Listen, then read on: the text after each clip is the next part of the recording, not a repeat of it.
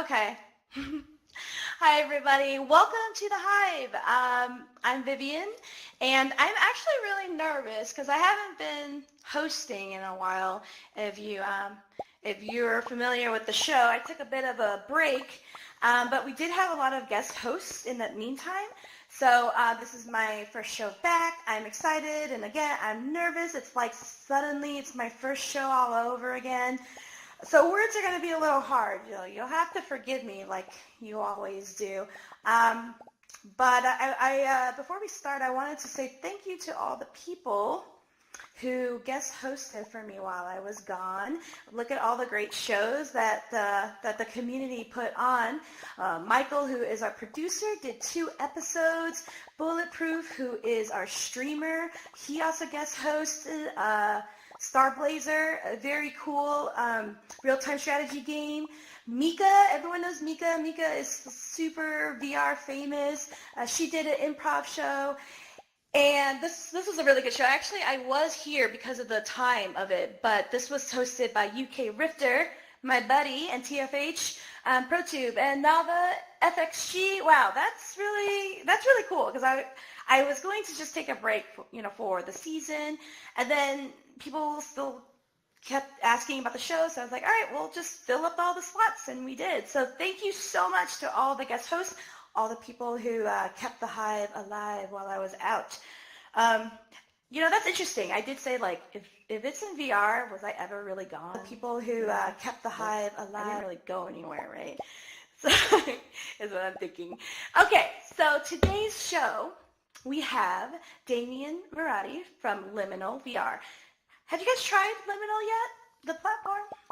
Yeah, some of you have? Okay, cool. It's available on Oculus Go too. I know there's a lot of Go users and mobile users. So we are going to talk with Damian here, the CEO. So, but before we bring him on, I do want to show a video of it so that you guys can see what we're going to talk about before we talk about it.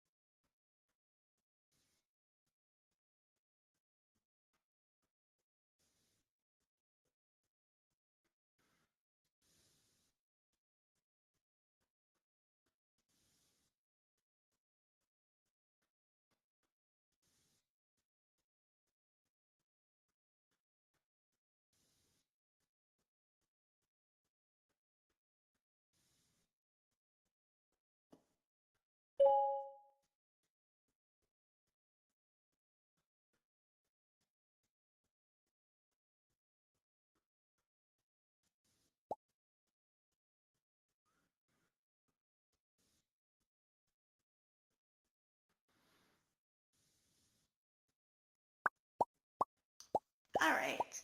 All right, Damian, come on down. All right. Can I just say, it's just been a while since I've been on Altspace, and it's so cool to see the avatars. I really like seeing everybody in their clothes, and this actually does look like Damian. He has arms in real life, but I met him a few weeks ago, so it's a really good representation of yourself. So, well, Thank you. Thank you. welcome to the Hive. Thank you. No, it's a great pleasure to be here, and it's the community that's built up around the amazing work you're doing, Vivian. Oh, thank you. So let's hear about who you are and Liminal, and we'll dive into what you're doing with the technology. Yeah, sure. So my name is Damian Moratti. I'm the co-founder and CEO of Liminal VR and Liminal 360. So we're an Australian virtual reality company. We're working with VR developers and schools teaching VR development all around the world. So we have a platform for short virtual reality experiences that are designed to change how people feel and perform. So I guess that's it in a nutshell. I can talk in more detail about the journey to get here if you like. We can hold off on that until later. It's up to you. So actually, that's very interesting. When I actually read about your company before our meeting, um, it it's a very bold statement what you just said. Change or allow people to consciously choose how they want to feel and perform. Yeah. So that's awesome because I definitely need an app to tell me how to feel. So that's great, and steer me in the right direction. So, um, a lot of people talk about VR as a gaming platform, and I've also met a lot of people who use VR for different reasons, and you guys are one of them. So can you tell me how that started? Yeah. So I co-founded the company around 4.5 years ago since, I guess, inception. So I met my business partner, Nick Buzietta, and we were immediately struck by the power that virtual reality had to induce and augment emotional and cognitive states. So fun things were really fun in VR, scary things were really scary. There was something unique to this medium and experiencing content from the first person perspective that afforded this ability to really very noticeably change how people feel. Well, yeah, so that's the first thing um, about this that really struck me. Like, how did you go into like what was the aha moment from we want to use this for empathy. We want people to feel a certain way. Yeah. Well, for us, I guess the aha moment was some of the very first experiences we used, even on Google Cardboard, right? Like we were immediately struck by the power that the medium had. And then what we did is we started recruiting a team. So our team consists of 3D artists and programmers, as you would expect, but we also have a full-time behavioral neuroscientist and a couple of psychologists. And we started conducting R&D and rapid prototyping, ways of, calming people down or energizing them. And initially we had planned on making all of these experiences ourselves in-house. So, after a couple of years of working on this, we kind of had this aha moment, as you put it, that like not only is it possible to create these experiences that can have these profound psychological outcomes, if you know some very basic techniques to use, it's actually relatively simple. So then we consolidated all of our research. So we had been referencing, all these really dry papers and, other materials. And we decided to, we decided to really simplify it. And we created a really easy to use resource that we simply call our Psych Docs. And we make that available to other virtual reality developers and schools teaching game and VR development to instruct them on the basic techniques to use to calm people down or energize them. In a couple of months, we'll be revamping the UI and adding a couple more categories of relief, for pain relief and awe, AWE. So, so going away and doing this research and then prototyping and testing and seeing the results that we were getting, it was really quite different to what other people were doing, because people historically working in non-gaming VR, I guess the narrative is we're experts. We have a lot of people with PhDs on the team, and we're building these very highly specialized, like clinical experiences. But once you realize that, it's quite relatively simple to create these types of experiences, it's enabled us to work with groups of students and other VR developers all around the world who are really doing some amazing work and have come to us with creative concepts that we just would never have expected. Yeah, so it's been really rewarding. All right, so you were talking about energizing people or calming people, and I actually got to try Yeah. it. It's a very great experience, I gotta say. I was Well, actually thank you. I was quite impressed by it. But I mean, what doesn't impress me? Everything impresses me. No, I'm kidding. It was actually I'll tell you, I when I met you, I was actually running around that day, and so it was very stressful. So I did try it to do the calming thing, exercise, and I was like, all right, you're just gonna use this and you're gonna relax, and it was really cool. I think it was very well done, especially for something that I was using on my phone in the gear, so it was really great. But you have energize and you have calming. Well, how did you pick those two? Yeah, well, we wanted to create calming experiences to help, reduce anxiety and just give people the ability, like life is so stressful these days, right? Like we thought having the option to use a 3 to 10 minute audiovisual experience that can really calm you down would have a lot of utility. And then in regards to energizing experiences, like we all need a pick me up every now and then. And it's actually, as I mentioned earlier, quite easy to manipulate arousal levels in virtual reality, like to calm people down or energize them.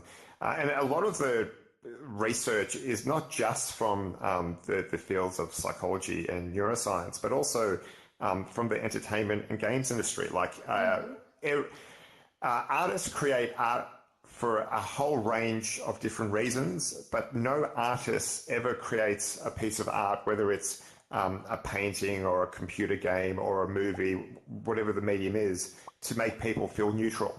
So every time an artist is creating something, they are trying to get some kind of emotional response from the person consuming their art.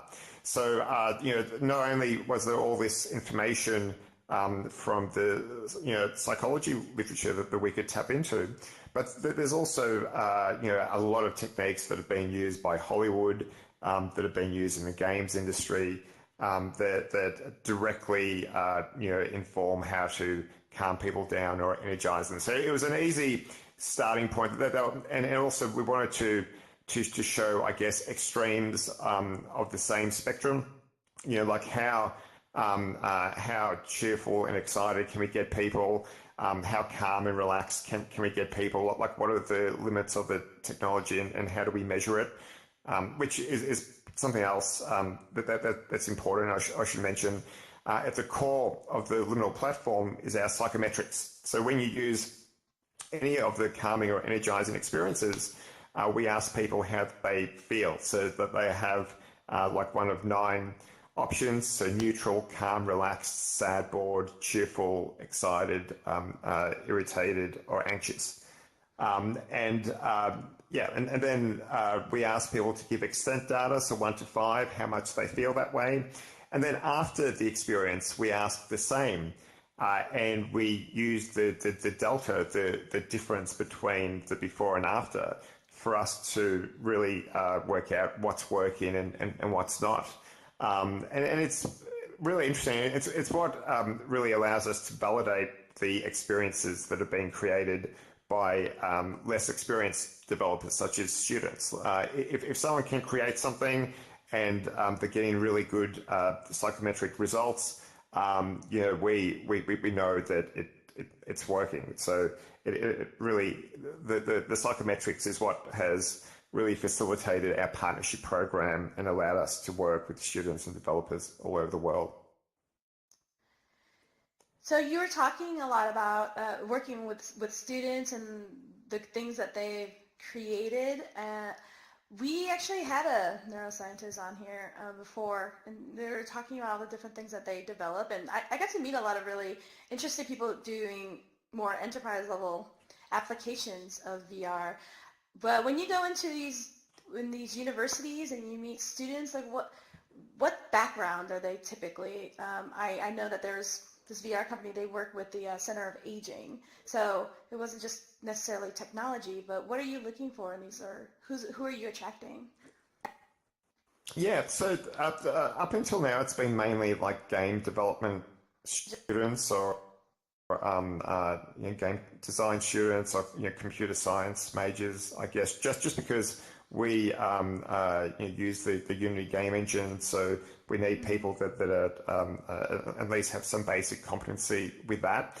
But most of a lot of the teams that have created some of the best experiences have involved a multidisciplinary team where you have maybe a student that's learning to be a composer or a sound designer, another student that's a programmer building stuff in Unity, and perhaps another student that's a 3D artist.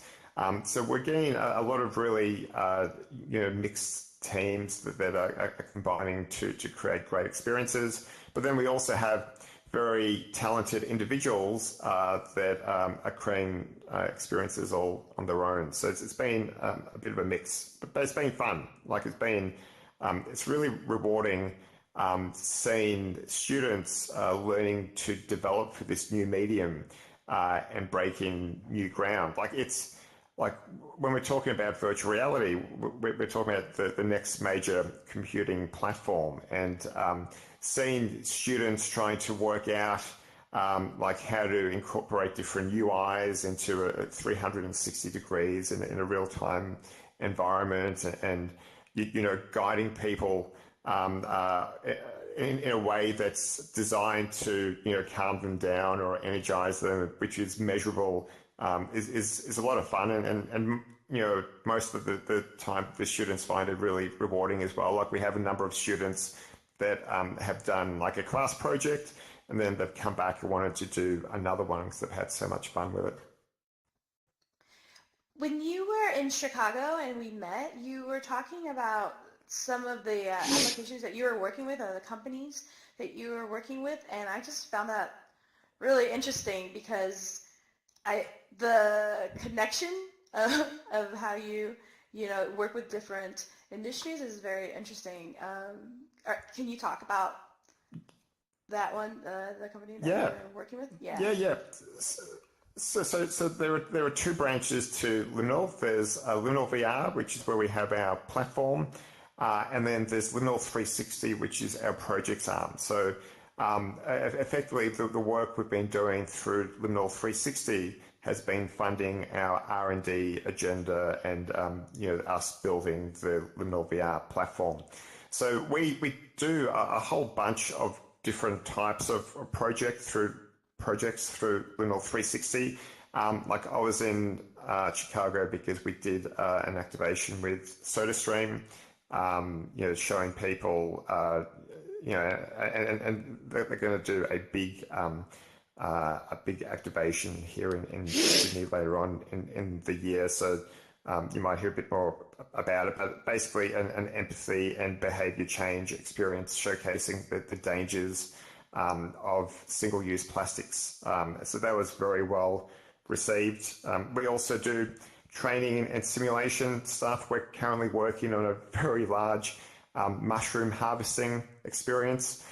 So you never really know what you're going to do day to day at Liminal. That was funny because yes, when you were sitting there and you were telling me about working with SodaStream company, I was like, wait, why, how, like, and that was very interesting because you're like, again, we were talking about creating empathy, right? And so like turning that into a VR project is very, I don't know, it's cool. And then you just said mushroom harvesting. I mean, is that a thing? I would like to do that. Well, you know what? It's actually remarkably fun.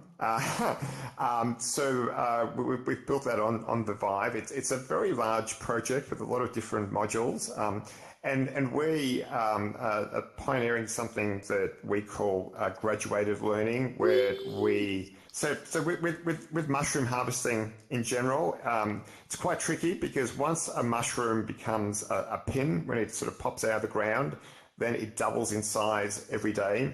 And as a mushroom harvester, you have to learn very quickly how to manage a bed. So, when to leave the mushrooms. So you come back the next day and it's twice the size, but you don't want to leave it for too long because then, it's too big and it can become a flat. You also have to learn how to prune the mushroom bed because if the mushrooms are too closely clumped together, they don't grow properly. So virtual reality afforded us a really great medium to teach people how to do this. And we start off with the first few modules using very stylized mushrooms, almost like perfect Disney mushrooms, just to teach people about the sizes and the proper cutting techniques and things like that. And then as the modules progress, they become more and more lifelike. That is so, like, you know what? I always get my mind blown by the weirdest things in VR. Like, for instance, we were playing this game where you can have pet dragons, but someone had a donkey that was really, really tiny, and I was fascinated by the donkey, even though they're real, and dragons may or may not be real. And like, yeah, I was an experience, harvesting mushrooms. That is like, I don't know. I wouldn't think about that. So, well, you mentioned the Vive. You're on the go right now. Yeah. We have a lot of Go users and mobile users here in Alt Space. And what's happening right now is PAX East, which I'm sadly not there, but a lot of my friends are, so hello. And they're all talking about the Quest and the Oculus S and all the new hardware coming out. I've heard, 2019 is the year for hardware. So which platforms which devices are you on? Which ones are you looking forward to working with? Yeah, well, look, we're really looking forward to working with the Quests. So we've been prototyping, with the Quest. It's an amazing, piece of hardware. We're certainly going to be porting the Liminal platform to the Quest. I think in regards to VR hardware, it's going to be an interesting few years, right? Like, there are some things that we know we're pretty certain are going to happen, things that we've been good at for years now, like increasing screen resolutions, right? Yes. So it's a little bit like Moore's law.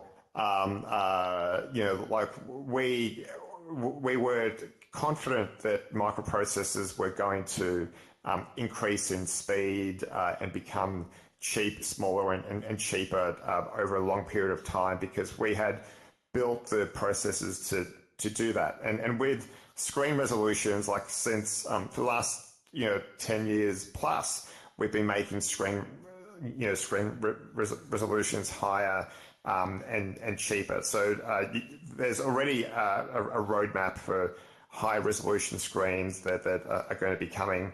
5G is going to be a game changer for virtual reality as well, because it allows you to render content in the cloud and stream it at very low latency and high bandwidth to devices.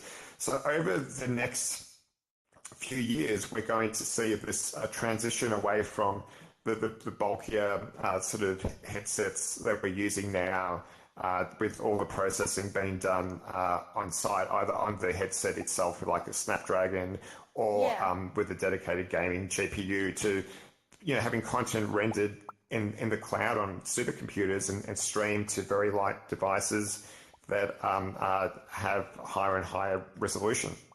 Yeah, it's quite amazing. I got to try the Vive Focus today and the Pico and the Quest, and it's amazing. I mean, the Quest was back when they announced it, but it really is amazing because of the inside-out tracking. It was quite impressive, and I'm sorry, but it was better than the Odyssey, the tracking, in my opinion. So I was quite impressed by the tracking. I even thought, like, wow, this is even better than my Rift. And you're right, the screen, the resolution, it looks great. So I'm looking forward to all of that. I'm glad to hear that you guys are moving towards that too. So, perfect world. Everything's going great. VR is blowing up. What do you see you get Liminal becoming or being? What's your dream goal? Yeah. So we want to get to a stage where we have thousands of experiences in probably dozens of different categories, right?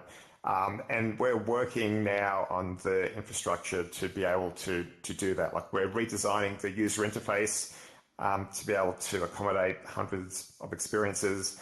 We're growing our partnership program and working with universities and developers all over the world. So, and we also want to continue to push to see what the limits are for the different categories. So right now, our best energizing experience is making roughly 70% of people cheerful or excited after the 5-minute experience. So, where can you get to with that? Can you create an experience that can make 95% of people feel cheerful and, or excited?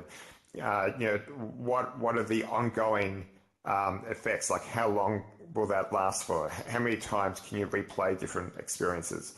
So all that kind of stuff. Like we really want to get to a stage where you can launch Liminal, and depending on how you want to feel or how you don't want to feel, if you're in pain or have anxiety or something like that, you can see how different experiences have performed based on how other people have rated them, and choose how you want to feel. I love it. I want to feel emotions. So with the calming and energizing, you were talking about adding more to it. What other ones are you thinking? Yeah. So the next two are relief, so for pain relief, and or experiences. And like as many people here might know, like virtual reality has a long history in pain relief. In some studies, people have found effect sizes comparable to morphine in some instances. So, and that's for a couple of reasons. One is, traditional distraction therapy, right? So VR is a perfect medium for distraction because you're segregating people from the world around them. But you can also do really tricky things in regards to manipulating cognitive loads. You can create experiences that require the user to perform tasks in a virtual environment that are simple enough to do that you can perform even if you're in a significant amount of pain or discomfort. But yes, drain cognitive resources and attention away from physical sensations of pain. There was a meta-analysis that was conducted in 2017 that showed that really engaging virtual reality games virtually as effective as specialized experiences that have been created for pain relief. So it's all about distraction and manipulating cognitive load. So we're looking forward to launching the relief category. And then virtual reality is also a fantastic medium to induce a sense of awe because you can manipulate scale, you can surprise people, and awe has a whole bunch of positive well-being outcomes as well. It makes people feel more connected to each other and the world around them and the universe. There's also some hints that there's positive physiological effects from feeling awe. You can certainly imagine, for example, being in a hospital bed or having very little mobility and being able to do an experience that completely blows your mind and takes you into a place that is impossible to exist in the real world. So there's the next two categories. We're also going to be, with the next UI, with these two new categories, launching a lab component. So we want to conduct testing on very specific things in VR. So we recently ran the largest color emotion study that's ever been done in partnership with the Florey Institute of Neuroscience and Mental Health. I like this one. Okay, yeah, cool.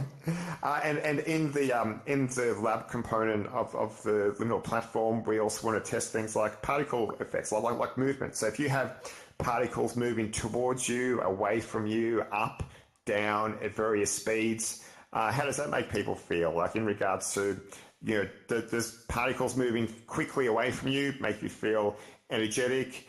Does it make you feel nauseous? So there's a whole bunch of stuff that we want to test, including like architectural spaces and lighting, and do more color emotion stuff. And so we're going to be using the lab in the next iteration of the Liminal platform to help us gather some data. That's great. I love that there's so many people who are doing like really good things.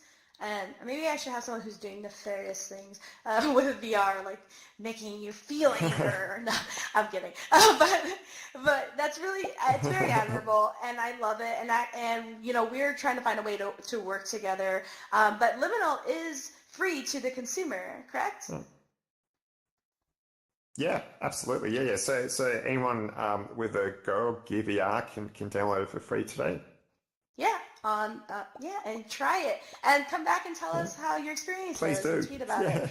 Yeah. Well, Damian, thank you so much for being a guest on my first show back. Well, thank you. It was a pleasure meeting you. I know I pleasure. made you run late to your next meeting, but it was just really a great discussion. I'm looking forward to implementing Liminal with my work as well. So thank you so much, everyone. Let's give him some emojis, some love. Great. Thank you. Thank you. All right. Thanks, guys. For next time, what's coming up with the Hive? So this is my first show back, and it's my last show. So because we are actually going to take an actual break. Michael, our producer, who's just been putting out all of these great shows. I just come here and I'm like, what do I do? He really is the one who's been pushing us forward, and he really needs a break.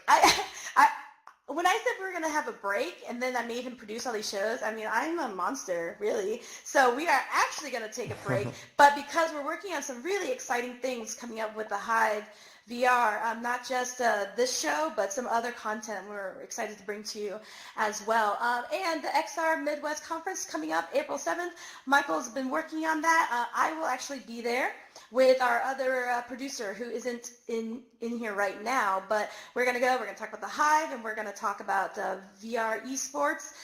So catch us live. I actually have this outfit IRL, so you can... I haven't decided if I want to wear it yet, because the skirt's quite obnoxious, and these heels are super high, but I might wear it just for, kicks. But that's what's coming up, and we look forward to talking with you guys in the community. Thank you so much for coming out. All right.